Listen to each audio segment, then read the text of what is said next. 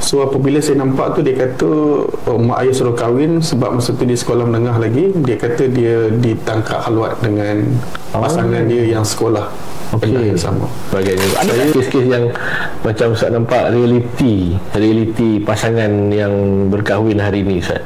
Mungkin Ustaz ada kongsi cerita-cerita yang mungkin ramai pendengar nak tahu ni. Baik.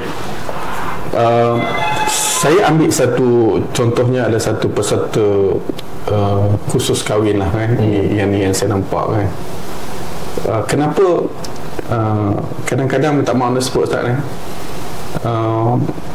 Baru-baru ni ada satu kes ni, umur yang muda sangat. Saya duduk dalam khusus kahwin dengan saya lah. Lepas tu saya tanya, saya tak pasti, saya ingat dia bawah 18. Lepas tu saya tanya dengan dia, rasanya macam adik-adik lagi ni, muda sangat nak kahwin ni. Saya kata sebab yelah, kalau kita nampak peserta khusus kahwin ni kan, dia macam agak orang dewasa sikit, paling tidak pun 20 plus above. Dia nampak macam kanak-kanak ni. Nampak macam kanak-kanak. Saya nampak. So apabila saya nampak tu, dia kata mak ayah suruh kahwin sebab masa tu dia sekolah menengah lagi. Dia kata dia ditangkap haluat dengan pasangan dia yang sekolah yang sama. Saya habis kursus tu, saya tarik balik lah sikit. Saya tanya dengan dia, kenapa? Rupanya Ustaz salah satu dia kata kenapa dia berlaku macam ni. Dia kata dia tak ada ayah. Dia daripada keluarga yang perceraian berlaku, berpisah dan sebagainya. Dia kata dia tak ada satu contoh, dia tak ada orang yang guide dia.